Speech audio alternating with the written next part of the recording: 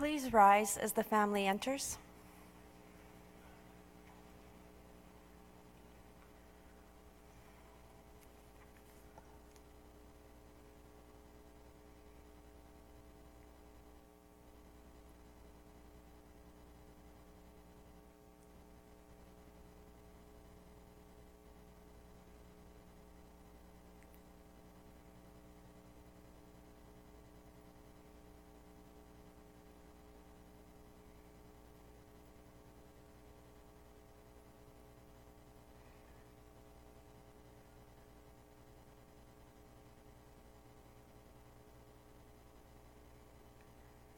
Thank you. Have a seat.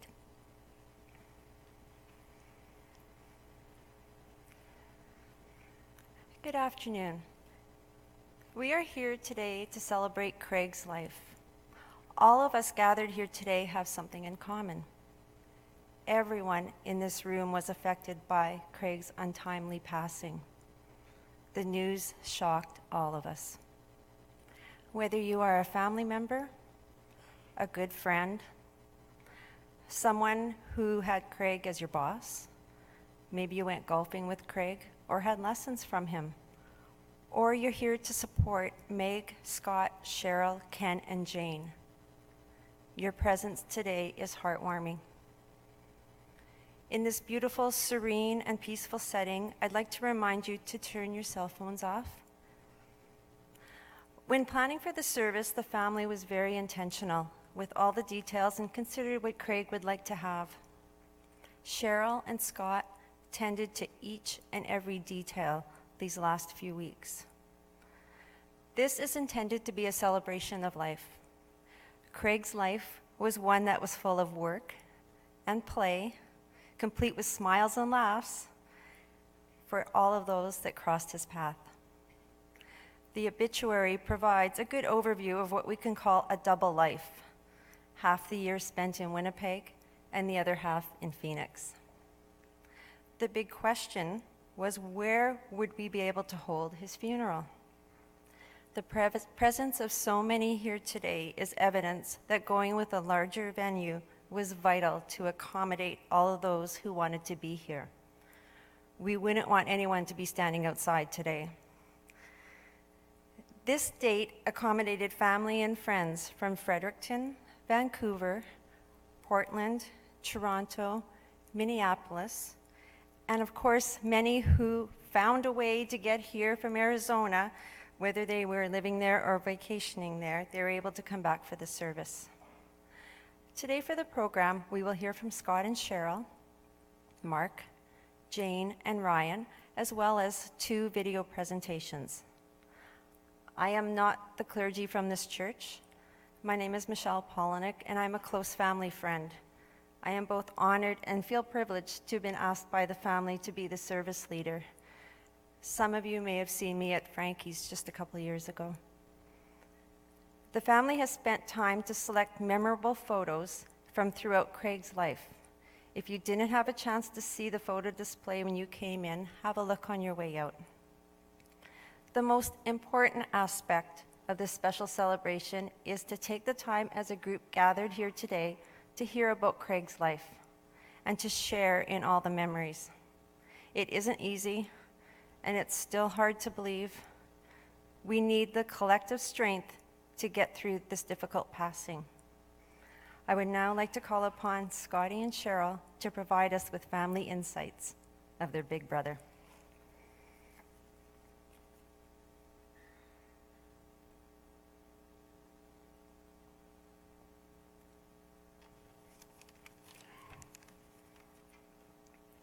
We would like to thank you all for being here today, not only to support our family, but to support each other.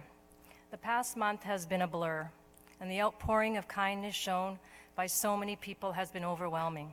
We cannot thank you enough for all your caring thoughts and prayers. It's often said that laughter is the best medicine, and it has been laughter that has gotten us through these difficult days. We hope you will laugh with us today as we share our fond memories of our brother Craig. We'll refer to our parents as Meg and Frankie. These are terms of endearment. We have our parents to thank for filling our lives with lots of love and so many laughs.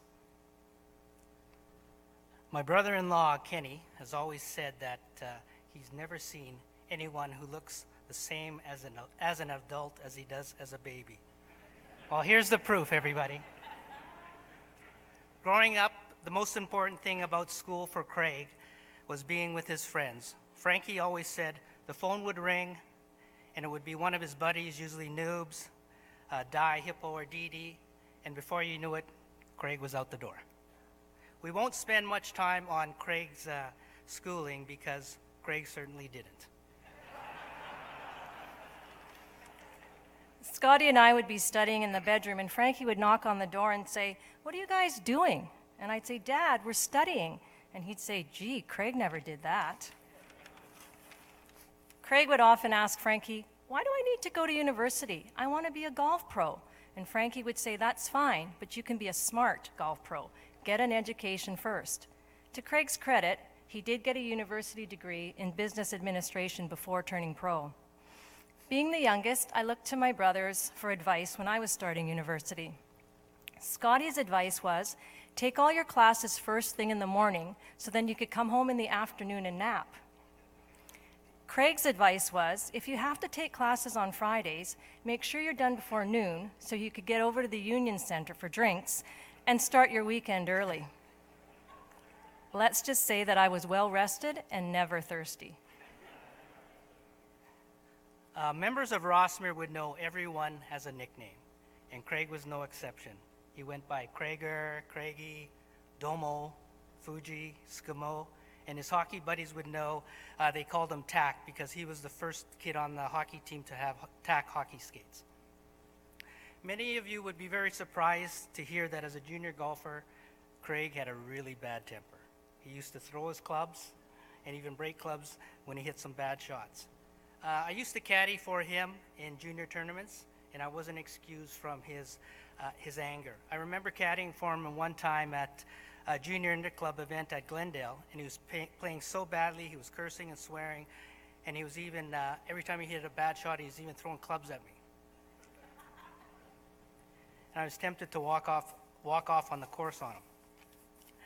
We're playing the 9th hole at Glendale, and Craig was sulking all 8 holes before that. And if you picture the 9th hole at Glendale, they might have done reno since then, but it used to be a short par 3 with a steep embankment on the right and then a parking lot on the top, right? So Craig gets up, hits his shot, and I think he almost shanked it. It's going towards the parking lot, right? So out of the corner of my eye, I look at Craig, and he's cursing and swearing.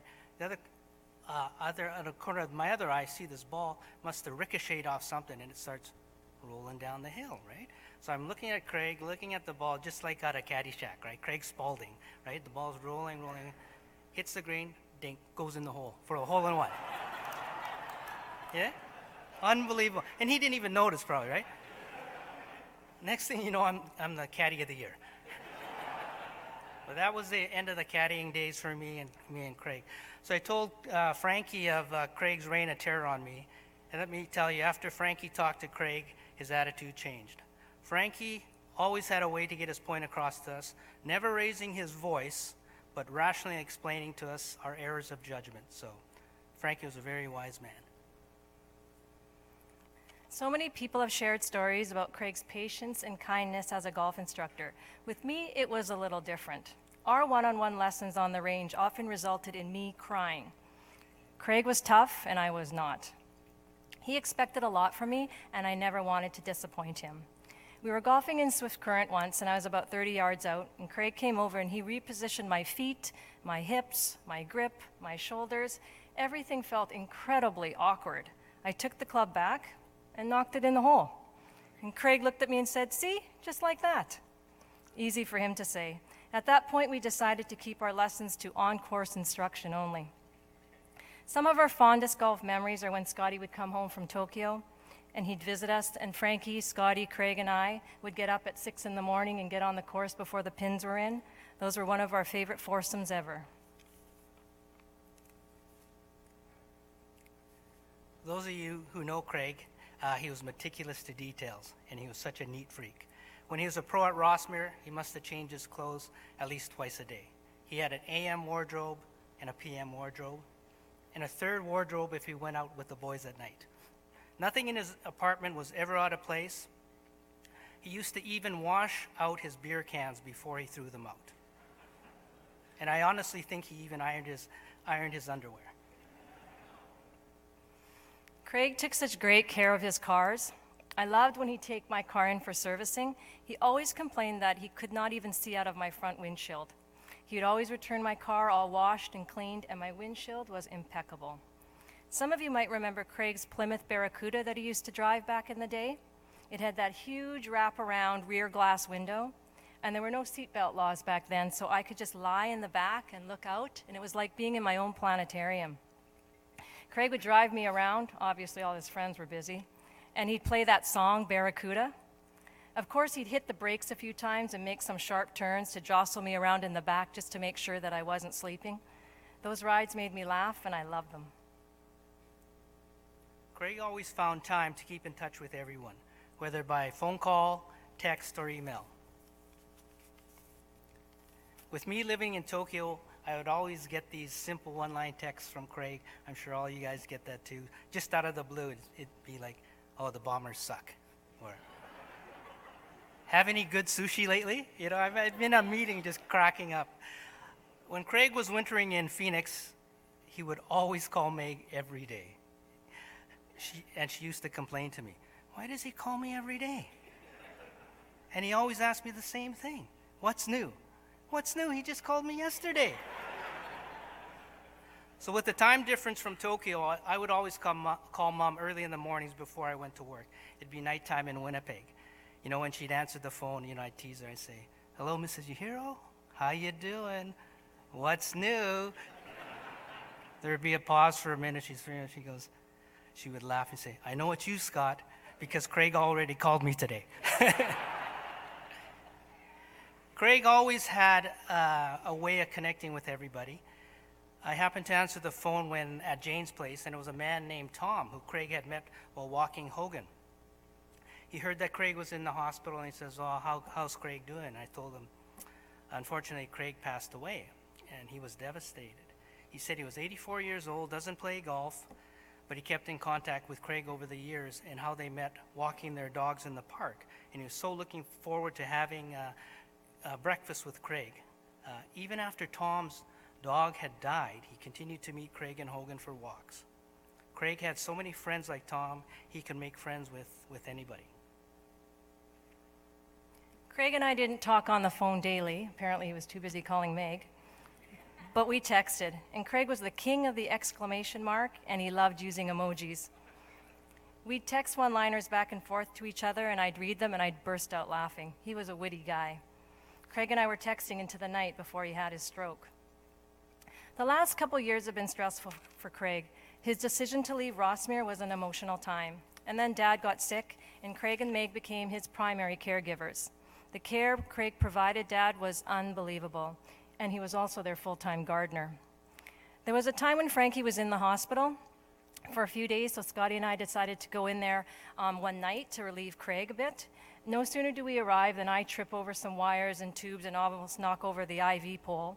And Scotty goes to open up a Boost drink, and he spills it all over his pants and all over the floor. I remember Frankie looking at us and saying, oh boy, looks like we've got a couple of rookies on the night shift. Needless to say, Craig never left Scotty and I alone with Frankie again. At Dad's funeral, I was sitting in the family room, much like today, and there was just a crack in the door to see out, and I cried every time I saw someone I knew. And where was Craig? Well, he was out greeting everybody that walked in with a wave, a friendly smile, or a hello, and thanked everybody for coming. That's the kind of guy he was, such a people person. In August of 2016, Craig's dear friend Tom Betts passed away suddenly. Craig was asked to speak at a few events held for Tommy. He said it was the hardest thing he ever had to do, but he was so honored to be able to share his stories with others. After Craig had passed, we were chatting with some nurses, and one of them asked us if Craig was the oldest. So I said, yeah, Craig's the oldest, I'm the baby, and Scotty's the middle child. So she looked at Scotty and said, oh, so I guess you're in charge now. And I said, yeah, that's why I'm crying. Oh, and I looked at her and said, that's why I'm crying too. Craig had such a great life, although cut far too short. Frankie and Meg would always say, "Who gets 5 months of the year off to live and play golf in Phoenix?" Only Santa Claus works less. Life will never be the same. We will cherish all of our wonderful memories. Thank you all for being part of Craig's journey.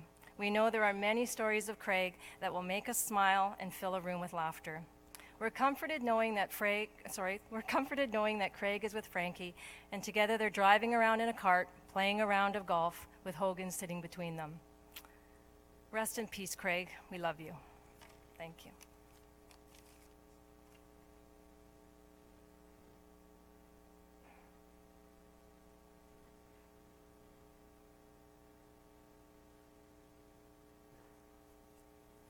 You did it. That was probably the most difficult thing that Scott and Cheryl have ever done. It was hard enough speaking at Frankie's, but this was that much harder. Now they can breathe. Your courage and willingness to share the family stories will make Craig so proud and happy. Laughter does help us through these difficult times. And as Cheryl mentioned, Craig's with Frankie, and he was such a caregiver for Frankie, but once Frankie passed, the caregiving went to Hogan. And Hogan experienced a few challenges in the last couple of years. And if Hogan were able to come to the mic right now, what would he say? Well, he would say that Craig was the best buddy around a dog could have. He didn't eat normal dog food. Oh no, he got special chicken and rice mixture warmed up to the right temperature. When Craig would come back from golf, he got to nap all the rest of the day in the basement, laying on the air mattress.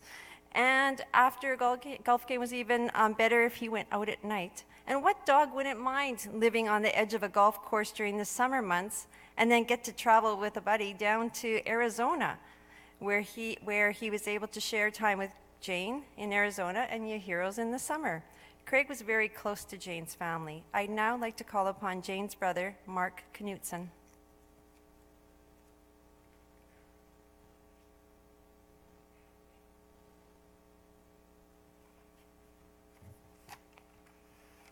You know, Cheryl and Scotty, I never heard Craig swear once. But the emojis were incredible. They were very good. They were good. Good afternoon, everyone. My name is Mark Knutson, and I'm a member of Craig's U.S.-based family. And I'm honored to be here.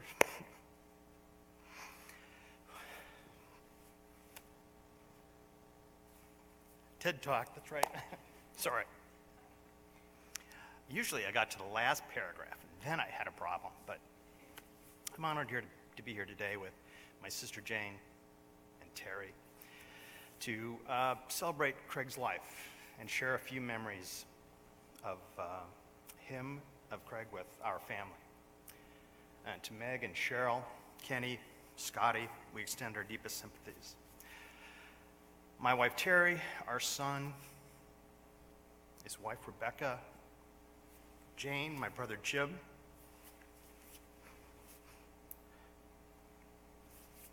and our extended family and friends who all knew Craig over 30 years, share in your loss.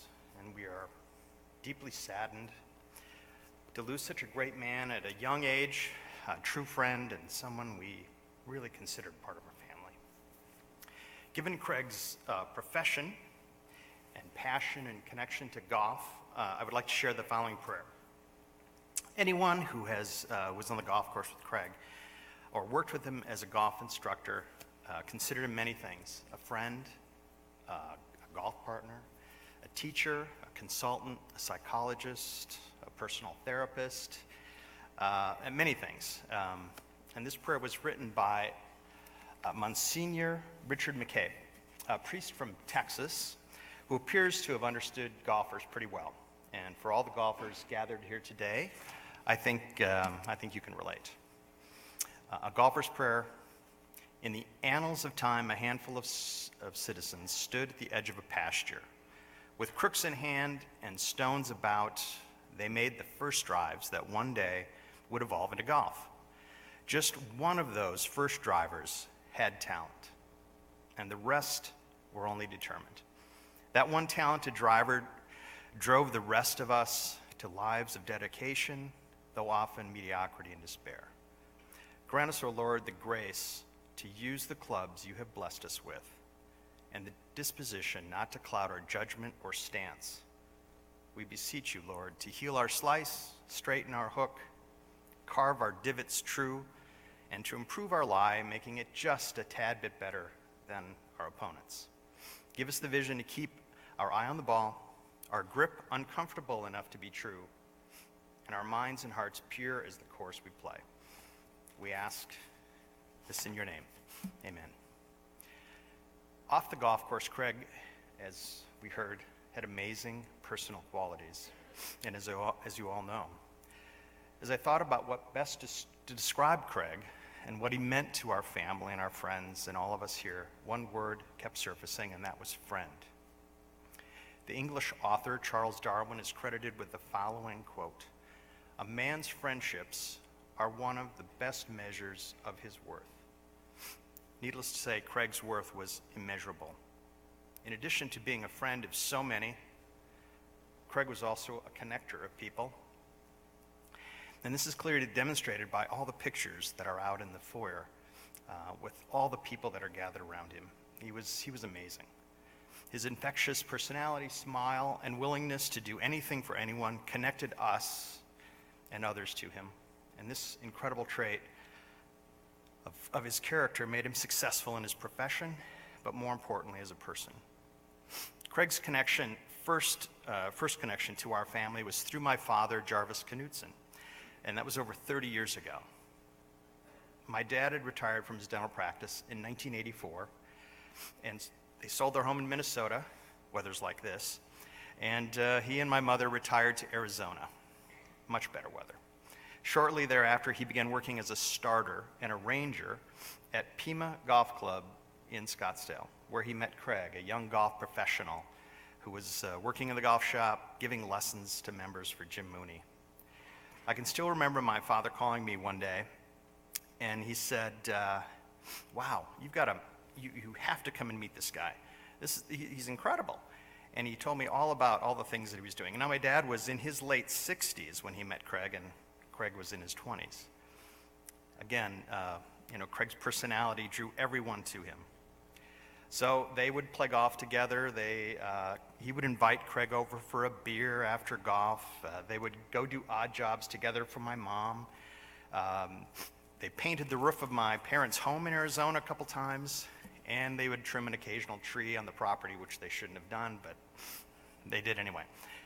I mean, they truly had become really good friends. And as a good father might do, Jarvis shared those comments with my sister Jane and said, "You really need to meet this guy." We were at the Riddox last night, and I think, Tim, you shared that story with us last night. Well, we all know the rest of the story. Jane and Craig began their relationship as friends years ago, and they've been together ever since. Craig's profession in Canada's winters allowed him to spend the off-season in sunny Arizona. Over the years, Craig and our family made wonderful memories. We spent time in Arizona on spring breaks and the holidays. As Craig and I shared a common interest in the game of golf, we often got out to play and had a number of wonderful rounds with my wife Terry and Jane, my dad, my mother, and many of his wonderful Canadian friends who were also escaping the winter cold. Craig would humor us by playing board games with us, and we always enjoyed going out to dinner with him all over the place in Scottsdale, the Grapevine, Howells, and Kyoto's. My son John remembers Craig as being such a personable person and easy to talk to, and recounted the day that Craig actually got him to eat octopus at Kyoto's. That was pretty good. I haven't tried it yet. Craig just had that way with people.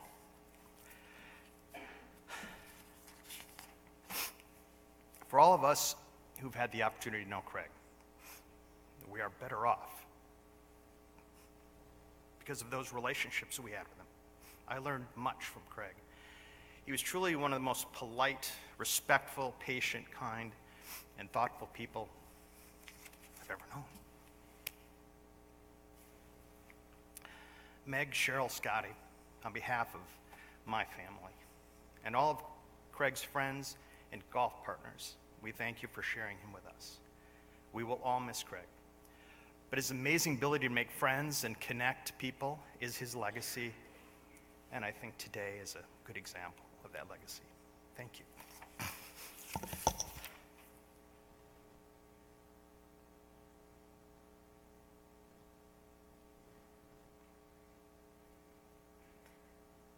Thank you, Mark, for sharing your insights from that side of the family. A very special welcome up here now is Craig's best friend, Jane. Jane, come on up.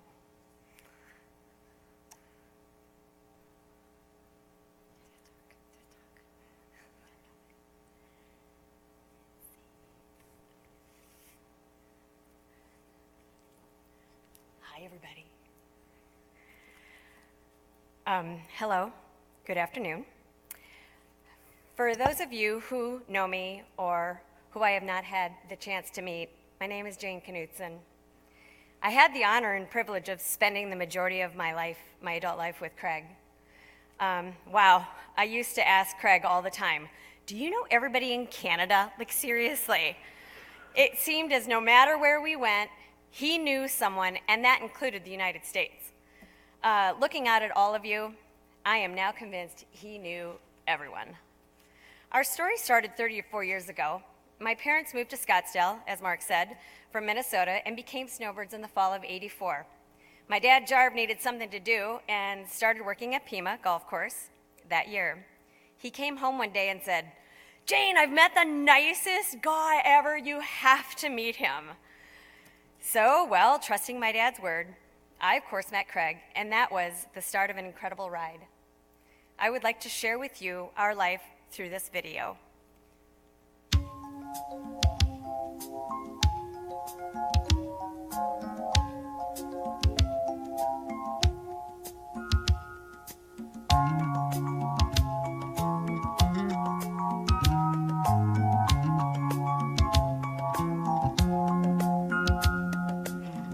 I see the crystal raindrops fall, and the beauty of it all is when the sun comes shining through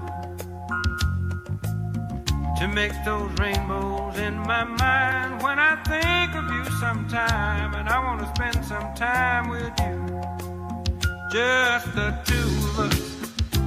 We can make it if we try, just the two of us. Just the two of us. Just the two of us. Building castles in the sky, just the two of us. You and I. We look for love, no time for tears. Wasted water's all that is, and it don't make no flowers grow. Good things might come to those who wait, but not for those who wait too late. We gotta go for all we know. Just the two of us. We can make it if we try. Just the two of us. Just the two of us. Just the two of us. Building them castles in the sky. Just the two of us. You and I.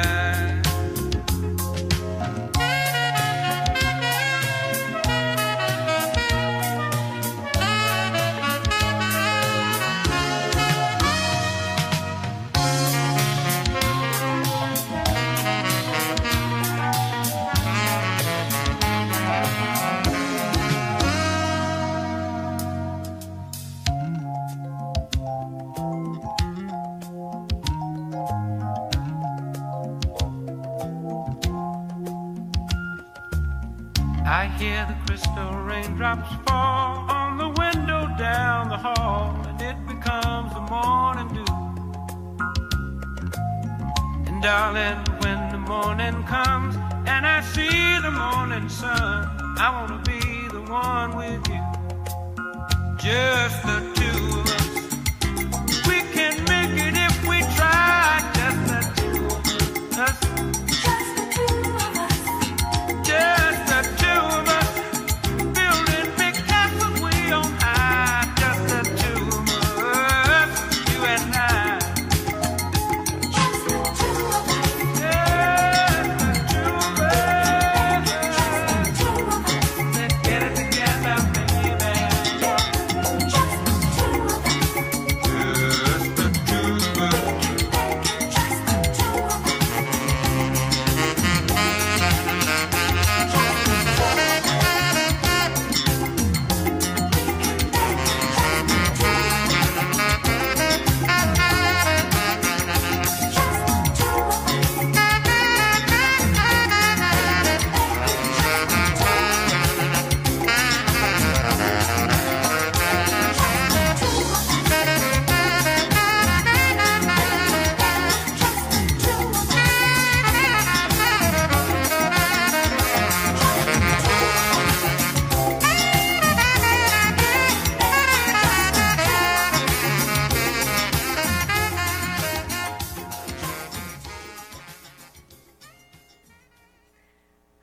of you probably were in those pictures out here, quite short.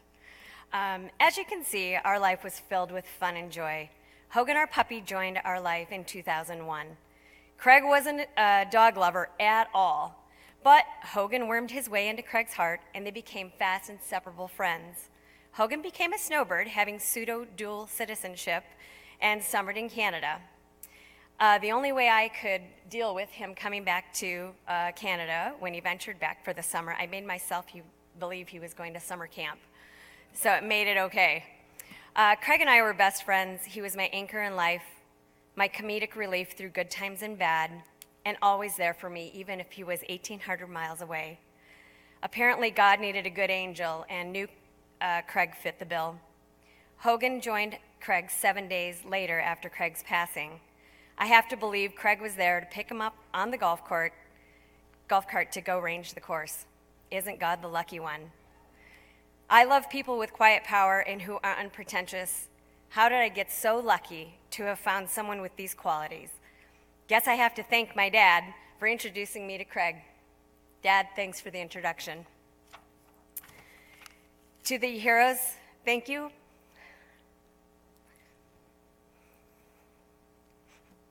For accepting me.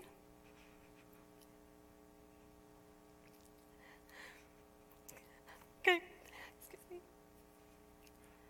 Thank you for accepting me and the Knut's family into Christ's life, in your lives. Mark and Terry, thank you always for being there for me and the support you've shown me. I love you to pieces.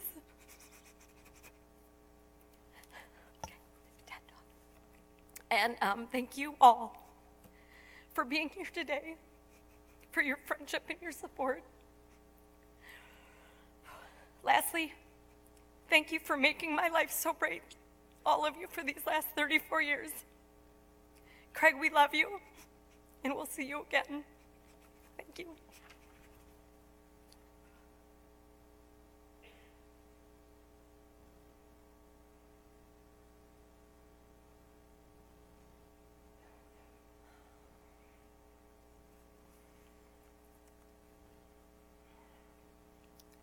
Thank you, Jane, for your courage. You did it.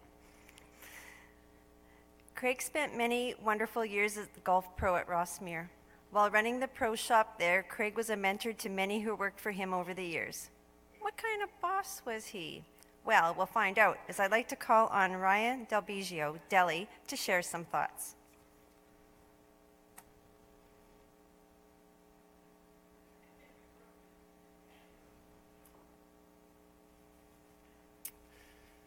I gotta move it up a little, sorry. So I was doing good up until Jane got there, but I got a big bad boy reputation, so I can't ruin it, So for those who I don't know in the room, a lot of familiar faces. My name is Ryan Delbigio. I worked for Craig for 10 years. I was his assistant pro for 5 of those once I turned 18. And I'm gonna tell you a little bit about my career with Craig, what Craig did for Rossmere, and what Craig meant to me. So I said I started when I was 13 years old.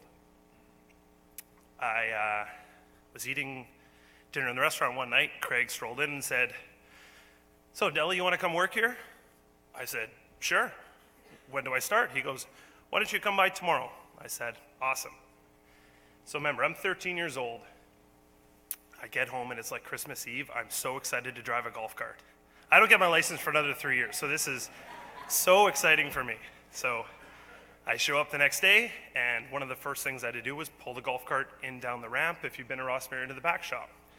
So I get in there, get in the cart, get it, and it's not the widest entrance. No, that's not the hard part. I got it in there, go down the ramp, press the brakes, and a little squeal comes out. All of a sudden, this older gentleman comes ripping into the back shop going, "You little bugger, what do you think you're doing?" And this was Frankie. And I had never met Frankie before or anything. So here I'm thinking, wow, I got my first day. In my head, I'm like, this is not going to be a long career. It's going to be a one-day career. Wow. And I was a little nervous. And then I look, and there's a window leading from the back shop into the pro shop. And I can see Craig laughing hysterically in the pro shop. So he comes into the back shop and says, Bulldog, it's okay, this is Deli, he's one of the good ones. And that's the kind of boss Craig was to us. If you look now, the second rows here is some of the former staff that worked for Craig. So it went family first, and then his staff was really his second family. And that's what he was to me. And I just got to make sure I'm following my script here because we can't get lost. There's a lot of good stuff to cover. So what Craig taught me and probably everyone else, especially the staff of the room, was the big thing was customer service for him. So if you've ever been down to his office before, his office was littered with memorabilia from everywhere. I'm sure if there's any firemen in the room, they're going to be calling the fire code on him, or they would have. But amongst that was a big, huge sign that said, it takes months to gain a customer, seconds to lose one. And every time, there's anything wrong or we had to work out a problem, he'd always point to that sign. I'm sure all the staff can appreciate this one here. Every May, probably about the end of May, early June, Craig, he didn't always what's the right word to say? He didn't always drill things into you. It was kind of, how he acted that's how he wanted you to act. So come every May, like a small problem would occur, and he'd kind of blow it way out of proportion and then go to us, Deli, your staff. Of course, when there was a problem, it was my staff. These were not Craig's staff. Deli, your staff, we got to sit them down. We got to sit them down. So we'd call everyone into the pro shop on a Sunday evening, and he wouldn't say anything. Actually, he would get myself or anyone else to do most of the hard talking, and then he would at the end go, guys, it's all about servicing the customer. You got to service the customer. And that's a lesson that I've taken now in my sales career the entire time, and it's really stuck with me. The next thing he taught me and everyone else was work ethic. Craig's car was always the first one in there in the morning.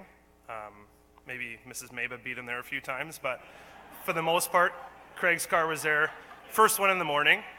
And you know what, there were even some nights where we'd be out with him, we'd kind of look at each other and go, he's not going to be there that early tomorrow.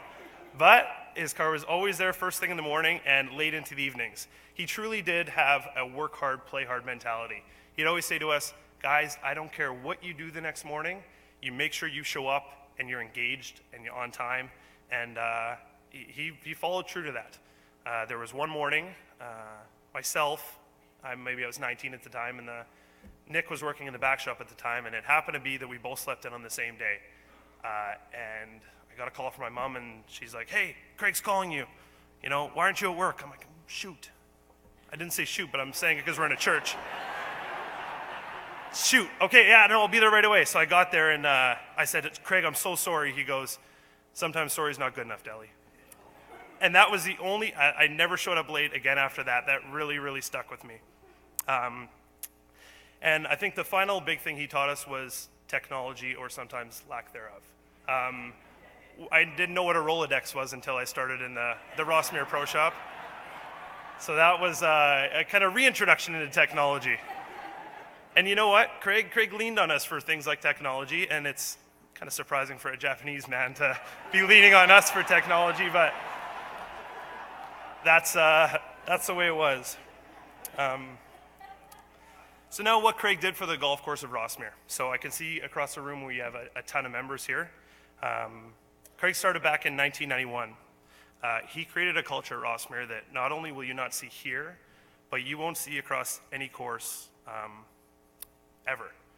And Rossmere is a beautiful golf course and it has a lot of great things to offer, but members don't join for the mountains and the backdrop and the nice finishing holes along the ocean. Members join because of the culture Craig has created there. I mean, what other golf course could you walk into? You're greeted by the mascot, Hogan. You can rent a cart with a stereo built into it. And while you're on the golf course, you'll run into 3 separate drink carts. It's something that does not exist across the province or anywhere I've ever played golf. When Craig first got he got Al Mirko to build his prototype stereo golf cart. And you got to remember, music is now somewhat of a common thing on the golf course. This was way before any of that happened. So Craig got this installed, and it was great because if we ever needed to get a hold of Craig on the golf course, now we all are attached to our cell phones. But at the time, there were still flip phones, no one texted. So, okay, you got to go find Craig. What hole's he on? Start driving, and just keep your ear open for Johnny Cash. Once you hear him, just follow your ear right to him. because that's always where Craig was. But you know what? I urge everyone, especially the people that are in this room, that are members of the golf course, think of how you got introduced into Rossmere. Most people get introduced into Rossmere through a friend. I mean, I don't mean to say anything bad about the marketing department, but the billboards on the Disraeli Bridge that say Rossmere 6 minutes away, yeah, I don't know how many memberships you're really selling. It's kind of, it's the word of mouth, it's the people that are at Rossmere and the culture that exists at Rossmere because of Craig. I mean, there's a lot of other golf pros from across the city here, and we used to run tournaments where you'd have over 180 players at a men's opening day. That was insane. I should also say Craig taught me how to public speak a little better, and I'm not sure if this was intentional or not, but my 18th birthday was men's opening day at Rossmere. So they announced that early in the morning, so every time someone saw me, hey Deli, where are you having a drink? I was playing with Frankie that day, so I'd always get a drink, and Frankie would take his, and I'm not drinking it, you can have it. So I kind of drank for 2 of us that day. So right after dinner, I'd never been to a men's tournament before. This is my 18th birthday, and Craig says, okay, we got to do prizes. I go, okay, I've had a couple of drinks, but you know what? I can stand there, shake a couple hands, hand out some golf clubs, no problem. So Craig goes, all right, here you go. Hands me the microphone. And it was then I learned to speak in front of people, and hopefully we're doing a decent job today. The 80-plus player tournaments he ran in Phoenix, I mean, it's something that doesn't exist anywhere else, and it's truly amazing that he can make all that happen. I believe it was 2009, 2008, he won the CPGA Golf Professional of the Year. And how humble he was, he came up to the microphone, said a couple quick words, but the main thing he does, he thanked his staff and he thanked his membership. You know, they were everything to him. So, when I found out the news about Craig, I was probably like everyone else in the room, just completely shocked. I really couldn't believe it, and I don't think it truly set in until I started practicing this speech last night, and well, I haven't stopped as many times as I did last night, I'll tell you that. This sounds very, very, very cliche, but he truly did live an amazing life. You know, we always say you got to live life to the fullest. You don't know when your last day is going to be. Craig really did that every single day. You know, his summers were full with us, of golfing, working hard, hanging with his family, walking Hogan, having fun, and then he gets to live the exact same life where we're all suffering here in the winter. And he's doing the same thing in the summer, caddying the PGA Pro-Am Tour cycle with his longtime friend Alice Cooper. He really did live an amazing life. So to me, this is the last sentence, okay.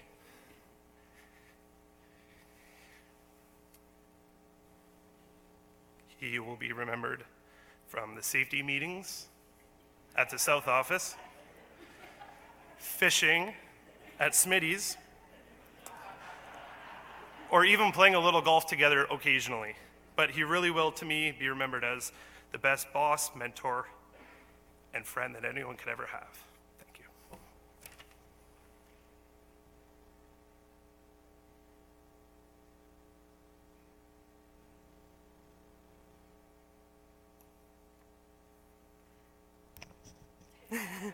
Much taller. Thank you so much, Ryan. I'd now like to invite everyone to enjoy the video presentation that Scotty and Cheryl put together.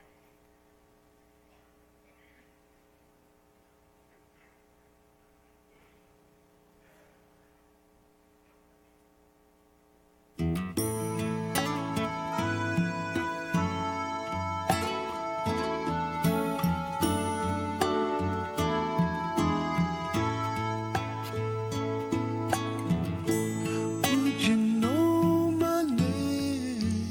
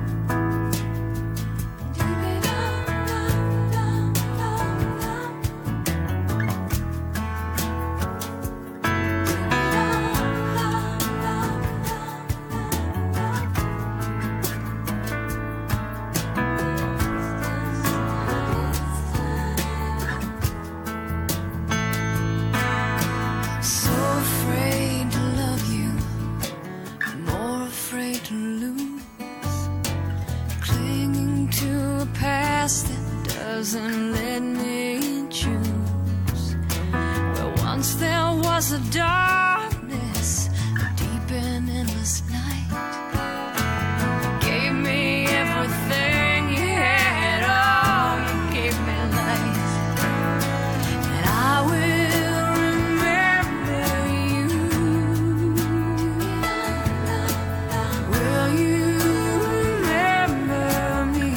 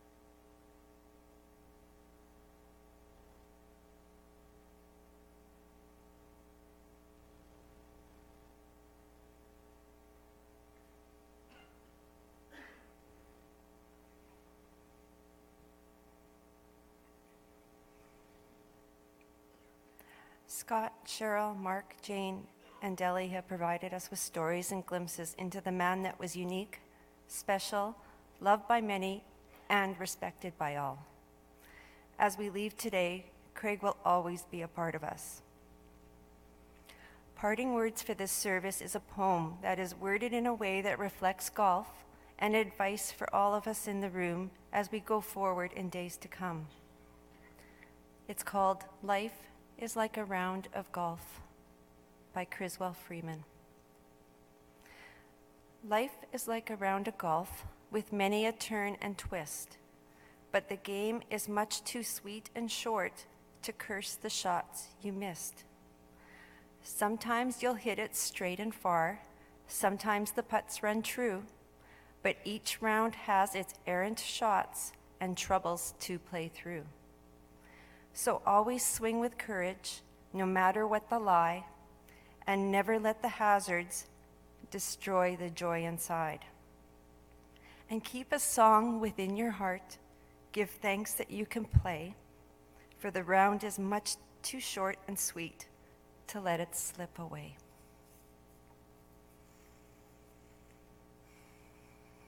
A celebration of life service gives friends and family the opportunity to honor Craig in a more personal format where we can remember the joy and happiness shared in his day-to-day living. At the end of the service, the family would like to invite you to a reception. It's to the left as you exit, and this will be an opportunity to celebrate Craig's life through smiles and stories. May the memory of Craig's love, his laugh, his smile, his thoughtful and generous acts, the memories made, the jokes you shared, always stay with you. On behalf of the family, thank you for being a part of Craig's life and for your presence here today. Please rise as the family exits.